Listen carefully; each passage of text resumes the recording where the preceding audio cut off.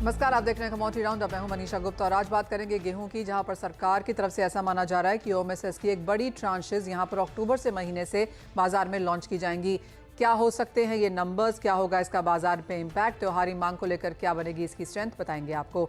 साथ ही बात करेंगे यहाँ पर बारिश की। जिस तरह की बारिश यहाँ पर स्पेशली गुजरात में होती हुई नजर आई है, काफ़ी मुश्किल वो स्थिति बनती हुई दिखी है। आने वाले कुछ दिनों में स्पेशली जब हम बात करें गुजरात, कर्नाटका, केरला, महाराष्ट्र की, कैसी स्थिति रह सकती है, बताएंगे आपको। साथ ही बात करेंगे कच्चे तेल की, जहां पर पिछले 3 दिनों में 7% की तेजी के बाद अब कल देर रात इसमें 2.5% की गिरावट भी देखने को मिली। कैसे बनाएं इन सभी पे स्ट्रैटेजीज पर बात करने के लिए हमारे साथ हैं वीट प्रोडक्ट्स प्रमोशन काउंसिल के chairman Ajay Goyal, India rice exporter federation के वाइस प्रेसिडेंट देव गर्ग, स्काईमेट से मेट्रोलॉजी के डिपार्टमेंट जीपी शर्मा और एचडीएफसी सिक्योरिटीज के हेड ऑफ कमोडिटीज अनुज गुप्ता। शुरुआत लेकिन यहाँ पर सबसे पहले मौसम के साथ कर लेते हैं। मिस्टर शर्मा, बहुत शुक्रिया हमारे साथ जुड़ने के लिए। और सबसे पहले गुजरात पर ही जानना चाहेंगे, काफ़ी मुश्किलें बनी हुई हैं। विश्वामित्री का पानी भी हमने बड़ौदा में आता हुआ देखा। काफ़ी बुरी हालत यहाँ पर अहमदाबाद में भी है, जहाँ पर बेसमेंट्स और ग्राउंड फ्लोर तक लोगों के घरों में पानी आ चुका है। अब गुजरात में क्या स्थिति बनती हुई दिख रही है? आपने बिल्कुल ठीक कहा। पिछले 4 दिन से लगातार गुजरात में भारी बारिश और कुछ स्थानों पर बहुत ही ज़्यादा भारी वर्षा ज़रूर हुई है। लेकिन अच्छी बात यह है कि जैसे आपने अभी मेंशन किया बड़ौदा का और अहमदाबाद का, वहाँ स्थिति में सुधार कल के दिन भी था। एक्चुअली मैं खुद वहाँ था अहमदाबाद में। मैं कल के दिन भी थोड़ी वर्षा कम हुई है। हाँ, उससे पहले 2 दिन वर्षा बहुत तेज और बहुत भारी वर्षा हुई है। गुजरात स्टेट के पूर्वी भागों से शुरू होकर, जिसमें कि गोधरा, पंचमहल, अरावली, ये सब क्षेत्रों से होकर मध्यवर्ती गुजरात, जिसमें कि बड़ौदा, अहमदाबाद, गांधीनगर, आनंद, इन क्षेत्रों से होते हुए ये सौराष्ट्र और कच्छ की तरफ अब ज्यादा उस तरफ केंद्रित है। जो भीतरी भाग है, मध्यवर्ती भाग है, उसमें अभी थोड़ी राहत है। और सौराष्ट्र कच्छ में बहुत भारी वर्षा हुई है। जो जामनगर, मोरबी, ओखा, पोरबंदर, खंबालिया, ये सभी क्षेत्रों में सामान्य से लगभग लगभग 300%, 400% इतनी ज्यादा वर्षा और लगातार पिछले 3 दिन से तो इन क्षेत्रों में हो रही है। और अगले 2 दिन और विशेषकर आज भी इन क्षेत्रों में इसी तरह की बरसात जारी रहेगी, जिसमें कि जैसे मैंने कहा, मोरबी, राजकोट, जामनगर, ओखा, पोरबंदर, खंबालिया, इन क्षेत्रों में जो भीतरी भाग है सौराष्ट्र के, उसमें थोड़ी राहत जरूर रहेगी। लेकिन मुश्किल की बात यह है कि जितनी भी वाटर बॉडीज गुजरात में हैं वो लगभग लगभग फुल हैं। चाहे आप रिजर्वर की बात करिए, डैम्स की बात करिए, रिवर्स की बात करिए। लॉन्गेस्ट रिवर जो नर्मदा है वो भी अपने खतरे के निशान के पास है। तो वाटर बॉडीज, डैम्स, रिजर्वायर, जितनी चीजें हैं, उनकी वजह से भी ये थोड़ी स्थिति गंभीर बनी हुई है। वर्षा तो हुई ही है, लेकिन उसके कारण जो अलग अलग जो वाटर बॉडीज, जैसे मैंने बोला, उनमें से भी पानी छोड़ा जा रहा है। खतरे के निशान से नदियां ऊपर हैं। तो कुल मिला के स्थिति चिंताजनक जरूर है। 2 दिन हमें और देखना पड़ेगा, पर वो ज्यादातर अभी जैसे मैंने कहा, सौराष्ट्र और कच्छ के जो बिल्कुल पश्चिमी क्षेत्र हैं उनमें ज्यादा उसका प्रभाव रहेगा। बाकी भागों में अभी स्थिति में सुधार होगा। कुल मिला के सुधार कहें तो हमें और 2 दिन वेट करना पड़ेगा। 30 तारीख को स्थिति में पूरे स्टेट में वर्षा के हिसाब से तो काफी सुधार देखने को मिलेगा। जी। ऑलराइट, ये तो बात हुई ऑफ कोर्स गुजरात की, लेकिन साथ ही साथ मिस्टर शर्मा, अगर अगस्त के महीने को अब तक हम यहाँ पर देखें तो कितनी बारिश हुई है? 1 जून से अभी तक अगर देखें तो 3% अबव नॉर्मल ये दिखाता है, लेकिन सिर्फ अगस्त को आप कैसे देखेंगे? और अब आगे जाते हुए सितंबर को लेकर क्या सेंस है? अगस्त का महीना काफी फेरबदल वाला रहा है। अगर आपने देखा होगा, महीने के शुरू में कुल मिला के जो वर्षा थी लगभग 103% थी। वो बढ़ के 107% तक भी चली गई। उसके बाद फिर से एक बार फिर कम होके 103%। आज के दिन में कहें तो 107%। अगस्त का महीना कहें तो हाँ, 15% तक अभी अगस्त के महीने में वर्षा ज्यादा हुई है। जो सामान्य वर्षा है उससे ज्यादा वर्षा हो चुकी है। 255 मिलीमीटर के करीब अगस्त में वर्षा होती है। आज के दिन में 261 मिलीमीटर वर्षा हो चुकी है। और आने वाले जो अभी 3-4 दिन बचे हैं, इनमें भी काफी वर्षा संभावित है। तेजी की उम्मीद तो है। मिस्टर शर्मा, जी, ऑफ कोर्स तेजी बारिश में ही नहीं, तेजी यहाँ पर मार्केट्स में ही भी है। आपको एक सेकंड रुकना चाहेंगे वहां पर, क्योंकि निफ्टी अपने ऑल टाइम हाईज पर है। जैसा कि आप अपनी स्क्रीन पे देख सकते हैं, बाजार एक्चुअली पिछले 2 दिन से इस लेवल का यहाँ पर इंतजार कर रहा है और फाइनली हमने यहाँ पर वो लेवल्स आते हुए देखे हैं। 1 अगस्त 2024 के बाद अब ये नया रिकॉर्ड बना है, यानी कि पूरा महीना लगा बाजार को ये लेवल्स पहुंचने के लिए और आप देख सकते हैं 25,085 के आसपास के लेवल्स यहाँ पर बनते हुए नजर आए हैं। हमारे साथ अनुज जुड़ चुके हैं। अनुज, हम कल भी इस लेवल का इंतजार कर रहे थे और फाइनली वो हमने नंबर यहाँ पर बहुत इजीली आज निकलते हुए देखा है। कहाँ से सपोर्ट आ रहा है, क्योंकि मेटल्स है, फार्मा है, आईटी काफी हद तक यहाँ पर सपोर्टिव था, लेकिन आप किन सेक्टर्स को देख रहे हैं और कहाँ से सपोर्ट है? देखिए मनीषा, होता क्या है कि कल पूरे शो में मैं आपकी वेट करता रहा कि ऑल टाइम हाई हिट होगा।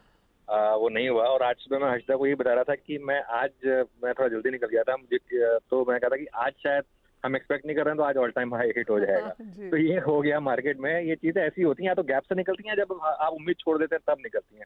देखिए मनीषा, एक चीज इसमें समझनी होगी कि सेक्टर्स कहाँ से सपोर्ट मिल रहा है, कहाँ से नहीं मिल रहा है, ये एक आई थिंक लेस इम्पोर्टेंट सवाल है। मोर इम्पोर्टेंट सवाल ये है कि ये मार्केट जो है ये क्या बता रहा है आपको। ये मार्केट आपको ये बता रहा है कि ये इस समय एक इंडिया की सबसे बड़ी बुल मार्केट है। आप देखिए आज ग्लोबल मार्केट सारी की सारी थोड़ी डरी हुई है, सहमी हुई है कि एनवीडिया के नंबर आएंगे, पता नहीं क्या होगा, लेकिन हमारी मार्केट का कॉन्फिडेंस देखिए आप, इवेंट से पहले ही ऑल टाइम हाई पे जाने के लिए मार्केट तैयार है। और एक चीज जो आज एक क्लियर हुई, जो अगस्त में जब मनीषा मार्केट शुरुआत में बहुत तेजी से गिरी थी ग्लोबल मार्केट में, तब एक व्यू लिया गया था इस चैनल पर कि आप अगस्त में ही ऑल टाइम हाई देखेंगे। और मुझे इस चीज की खुशी है कि सीएनबीसी की आवाज के जो व्यूअर्स हैं उन्होंने इस पूरी तेजी में पार्टिसिपेट किया होगा। और ये मार्केट ब्रॉड बेस रही है। देखिए आज 10वां दिन है तेजी का, 10 के 10 दिन मार्केट को नई लीडरशिप मिली है। आज ऑब्वियसली आईटी से लीडरशिप मिली है और आईटी सबसे स्ट्रॉन्ग पॉकेट रही भी है वैसे भी, लेकिन उसके अलावा भी मार्केट को कहीं ना कहीं से लीडरशिप मिलती जा रही है। प्लस एक और चीज देखिए इस मार्केट में, ये मार्केट जो है अब तक सिर्फ रिटेल के पैसे से चल रहा था, लेकिन अब इस मार्केट ने सेंस किया है कि जो एफआईआईज अब तक मिसिंग थे वो आ गए हैं वापस इस मार्केट में। और पिछले 4-5 दिन से एफआईआईज की काफी बड़ी बाइंग फोर्स रही है। और अगर एफआईआईज और डीआईएस दोनों बाय साइड पर आ गए तो ये मार्केट और भी ऊपर के लेवल्स दिखा सकता है। इनफैक्ट मनीषा, मैंने तो एक टारगेट ऑलरेडी सेट कर दिया है इस साल के लिए 27272 का, जो एक पैलिंड्रोमिक नंबर है, वो हमने डिस्कस किया था। लेकिन मेन चीज ये है कि यहाँ पर इंडिया ग्रोथ स्टोरी पर आपको कॉन्फिडेंस रखना है, बने रहना है और करेक्शंस में घबराना नहीं है। करेक्शंस आएंगी, वो अपॉर्चुनिटीज होंगी ऐड करने की। हाँ देखिए, बीच बीच में ये जरूर होगा कि आपको अपने पोर्टफोलियो को एक बार रीलुक करना होगा, थोड़े से महंगे स्टॉक्स उनमें से शायद थोड़ा सा बाहर निकलने की कोशिश करनी होगी। लेकिन मेन चीज ये है कि स्टे इन्वेस्टेड और बड़ा ट्रेंड जो है वो पॉजिटिविटी का है, तो बड़े ट्रेंड के साथ बने रहे, उस बड़े ट्रेंड को छोड़े नहीं, ये जब तक मार्केट आपको खुद ना बाहर निकाल दे, और एक ट्रेडिंग स्टॉप लॉस के साथ इस मार्केट में अभी भी लॉन्ग में बने रहे। अनुज, जैसे आपने पहले भी कहा था और लगातार हम चैनल पे आपको सुनते भी रहे हैं, आपने कहा था अगस्त में यहाँ पर ऑल टाइम हाइज बनेगा, जो आज हमने बनता हुआ देखा भी है, जस्ट इन टाइम एक्चुअली। अब क्योंकि आप 27272 का लेवल यहाँ पर दे रहे हैं, अगर हम अगस्त के महीने यूजली देखें तो क्या हमेशा ऐसी तेजी होती है, या फिर जैसे आपने कहा रिटेल के साथ साथ एफआईआईज भी आए हैं, क्या ये ट्रेंड आप आगे भी जारी देखते हैं? आपको लगता है सितंबर अक्टूबर अंटिल दिवाली यहाँ पर बाजार तेजी में रहेगा? मनीषा देखिए, बिल्कुल बहुत सही बात की आपने। मार्केट में एक चीज होती है कि नॉर्मली अगर फर्स्ट हाफ ट्रेंडिंग होता है तो सेकंड हाफ में ट्रेंड और मजबूत होता है। तो अब अगस्त अगर स्ट्रांग है तो मेरा जो 27272 का व्यू है, मैं इसी साल लेके चल रहा हूँ। मेरा ये मानना है कि एक मार्केट में अब ये बिफोर द टाइम फेड का पहला रेट कट आता है, मार्केट में और 500-600 पॉइंट की रैली निफ्टी में हो चुकी होगी, और उसके बाद फिर दिवाली की रैली, उसके बाद ईयर एंड रैली, तो ये सब मुझे लग रहा है कि मार्केट को एक्टिव रखेंगी। और ये जो लेवल्स मैंने बोले उनकी तरफ हम चलेंगे और वेल्थ बनेगी इस मार्केट में। बार बार मैं एक चीज रिपीट कर रहा हूँ, इस मार्केट में वेल्थ बनेगी उन लोगों की जो बने रहेंगे इस मार्केट में। एब्सोल्युटली, अगर आप आवाज देखते रह रहे हैं तो क्लियरली आपने यहाँ पर अपना मुनाफा कमाया ही है। इन्वेस्टमेंट और वेल्थ यहाँ पर लगातार बनती रहेगी। अनुज, आपने कहा सेक्टोरल शायद इतने इंपॉर्टेंट नहीं है, लेकिन आईटी से जो सपोर्ट है, क्या राय देंगे हमारे दर्शकों को? सेक्टोरल यहाँ पर इन्वेस्टमेंट करनी चाहिए या ओवरऑल मार्केट व्यू लेकर चलना चाहिए? देखिए मनीषा, आईटी पर तो व्यू यही रहा है कि इस समय मार्केट में सबसे बड़ा सेक्टर आईटी है। उसका सिंपल कारण ये है कि अब मार्केट बेट करेगा फेड रेट कट पर, और फेड रेट कट पर बेट करने का मतलब है आईटी स्टॉक्स में वापस वही वैल्यूएशन आएंगी जो 2021 और 22 की पीक में हमने आईटी में देखी थी।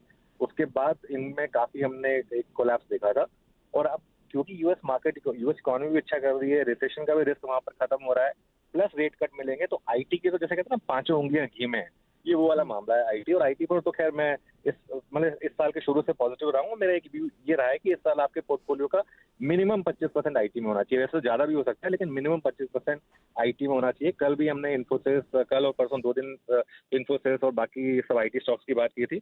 मेरे ख्याल से आईटी में अभी भी यहाँ से एक अच्छी तेजी प्ले आउट होगी, और अभी मार्केट धीरे धीरे फैक्टर इन करेगी रेट कट। अच्छा, एक और चीज है, हमारी मार्केट के अंदर समहाउ एक पिक्यूलियर हैबिट होती है ग्लोबल इवेंट्स को भी थोड़ा सा प्रीएम्प्ट करने की। आज जैसे ग्लोबल मार्केट एनवीडिया के नंबर्स का इंतजार कर रहे हैं, आज की इंडियन मार्केट की आईटी की रैली शायद कुछ हद तक ये बता रही है कि शायद आज ओवरनाइट यूएस में भी कुछ इस तरीके का फैक्टर इन करने की कोशिश हो कि एनवीडिया के नंबर ठीक ठाक आए और मार्केट उसके बाद ग्लोबल मार्केट में भी शायद एक रैली देखे। अनुज, एक फाइनल सवाल, और जैसे आपने कहा कि यूएस फेड तो यहाँ पर देखना ही होगा, ग्लोबल क्यूज को बाजार काफी स्ट्रांगली देख रहा है। अगर हम ग्लोबल क्यूज ही यहाँ पर देखें तो नवंबर में यूएस के इलेक्शंस हैं, भारत के में कहीं कहीं किसी स्टेट में अभी इलेक्शंस यहाँ पर आने वाले बाकी हैं। इन सभी के बीच में आपको क्या लगता है बाजार के लिए एक सरप्राइज फैक्टर क्या होगा? क्योंकि यूएस फेड रेट कट काफी हद तक 25 बेसिस पॉइंट्स ही सही फैक्टर्ड इन है, तो यहाँ से आगे जाकर बड़े क्यूज, बड़े ट्रिगर्स क्या हैं? बिल्कुल, देखिए बुल मार्केट अपने, जैसे कहते हैं ना, पानी अपना रास्ता खोज लेता है, बुल मार्केट अपने ट्रिगर ढूंढ लेती है। तो कोई ना कोई ट्रिगर बुल मार्केट को मिल ही जाएगा और ट्रिगर्स आते रहेंगे। इशू ये है कि हमें बताकर नहीं आएंगे ट्रिगर्स, मनीषा। तो ये इसके लिए फिर मैं रिपीटेटिव साउंड करूंगा, लेकिन एक चीज जो इस मार्केट में नहीं करनी है, इस मार्केट में सबसे बड़ा रिस्क होगा इन्वेस्टेड ना होना। आई थिंक बहुत लोगों ने ये मार्केट मिस की है क्योंकि उन्होंने हर लेवल पर एक स्टीप करेक्शन का वेट करा है। हो सकता है करेक्शन आ जाए, लेकिन उसको टाइम करना बहुत टफ होगा कि वो कब आएगी। वो क्या अब 25,000 पर आएगी या 26,000 पर जाकर आएगी, या वो जो मेरा लेवल है 27,000 का वहां पर जाकर आएगी, ये कहना बहुत टफ होगा। लेकिन ट्रिगर्स मार्केट को मिलते रहेंगे कहीं ना कहीं से। जैसा आपने बोला, अभी रेट कट का ट्रिगर है, उसके बाद मार्केट किसी और ट्रिगर पर लैच ऑन करेगा, उसके बाद कोई और ट्रिगर, उसके बाद अर्निंग्स का अपग्रेड, शायद कुछ ना कुछ ट्रिगर मार्केट ढूंढता रहेगा बुल मार्केट में। एब्सोल्युटली अनुज, आपके पास बार बार यहाँ पर आते रहेंगे, तो क्लियरली जैसे आपने कहा अर्निंग्स में यहाँ पर देखना होगा, यूएस फेड देखना होगा, ग्लोबल अर्निंग्स भी यहाँ पर हैं, यूएस इलेक्शंस हैं, और जैसे आपने बहुत राइटली कहा कि बुल मार्केट अपने जो ट्रिगर्स है वो यहाँ पर ढूंढती रहती है और उसका एक हम इम्पैक्ट यहाँ पर आता हुआ देखेंगे भी। हमारे साथ एक्चुअली इवेंजलिस्ट के प्रकाश दीवान हैं। प्रकाश जी नमस्कार, आप कैसे देखते हैं ये ऑल टाइम हाईज एंड अब यहाँ से क्या सेंस है, क्या करे बाजार? देखिए, आपको ये तो पता ही है कि ये ऑल टाइम हाई जो आया है थोड़ी मुश्किल के बाद आया है। नीचे जाके एक दौर हमने करेक्शन का भी देखा है, तो उस लिहाज से ये बहुत ही पॉजिटिवली रीइंफोर्स कर रहा है कि मार्केट में स्ट्रेंथ है, खास करके large cap Nifty Sensex stocks में बहुत स्ट्रेंथ है। और ये सारा दामोदर इस पे जो मूव का है, that is based on liquidity. तो लिक्विडिटी इतनी है मार्केट में कि नीचे के लेवल से भी हमने एक महीने के कम अवधि में देखा कि नीचे जाके भी हम मार्केट में वापस नए स्तर पे आ गए। तो definitely it shows resilience sorry, लेकिन the levels at which we are, जिस लेवल पे हम लोग हैं वहाँ पे थोड़ा सा रिस्क रिवॉर्ड अनफेवरेबल होता जाता है। हो सकता है मोमेंटम जारी रहे, बट मैं नई चीजें लेने के लिए बड़ा सिलेक्टिवली वो करूंगा, रिकमेंड करूंगा लोगों को रहे, क्योंकि bottom up stock specific activity है। ये सेंसेक्स या निफ्टी की चाल से थोड़े से वो ना हो जाए, बहकावे में ना आ जाए कि और भी बाइंग करते रहे। You have to be very stock specific, but yes ये लिक्विडिटी ड्रिवन है और मार्केट में रेजिलियंस बहुत दिखाई है। Okay Prakash, good morning. तो फिर एक्सक्यूज मी, कौन से स्टॉक्स अगर इंडेक्स की बात करें आपको लग रहा है कि यहाँ से भी लीडरशिप ले सकते हैं?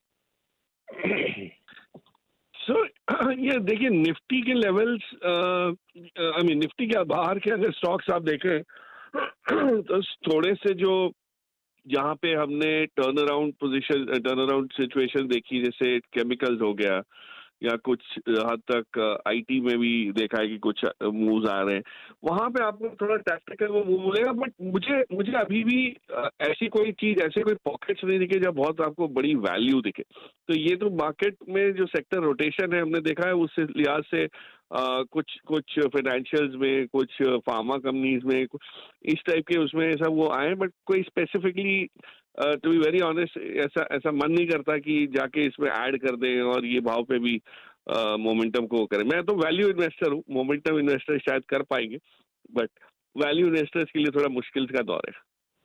चलिए ठीक है, एक आखिरी सवाल मेरी तरफ से, फिर कहाँ पर प्रॉफिट बुक करें? फिर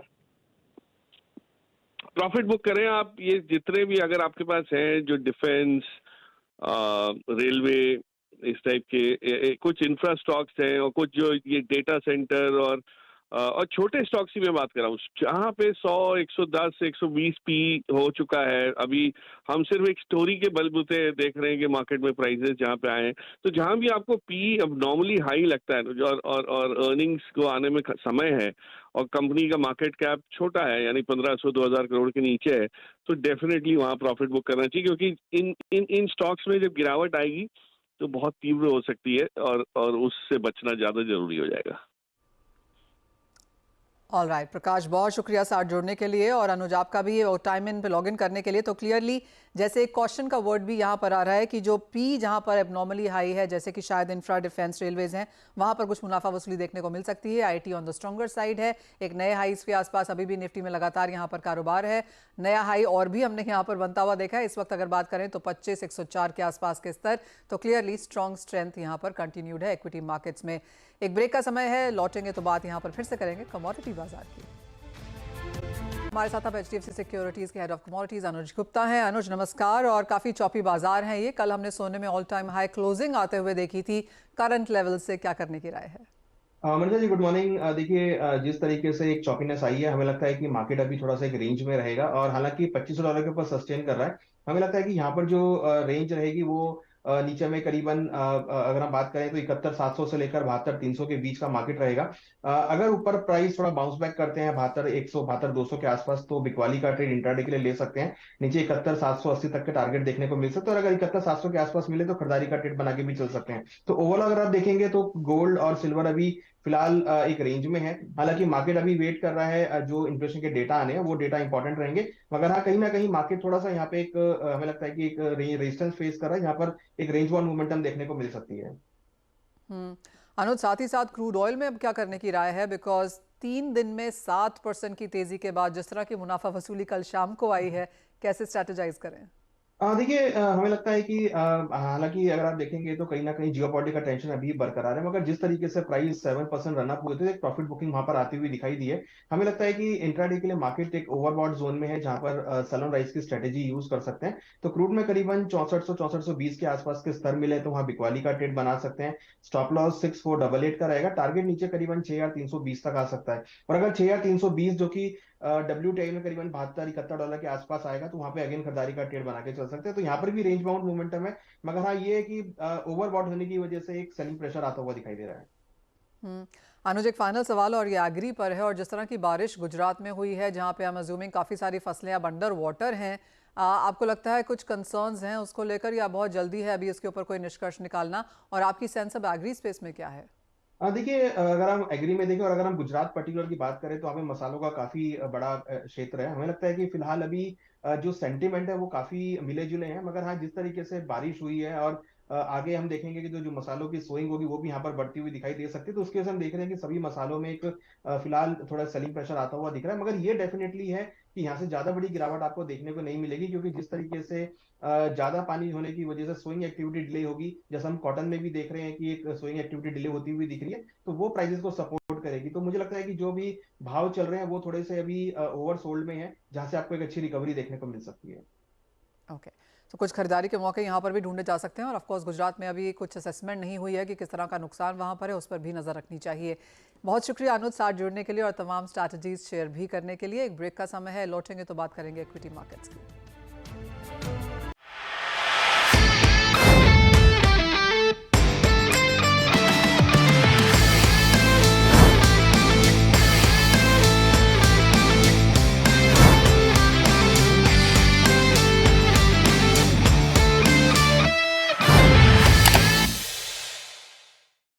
बता दें कि मनी कंट्रोल पर दिए गए विचार एक्सपर्ट्स के अपने निजी विचार होते हैं। वेबसाइट या मैनेजमेंट इसके लिए उत्तरदायी नहीं है। यूजर्स को मनी कंट्रोल की सलाह है कि कोई भी निवेश निर्णय लेने से पहले सर्टिफाइड एक्सपर्ट की सलाह लें।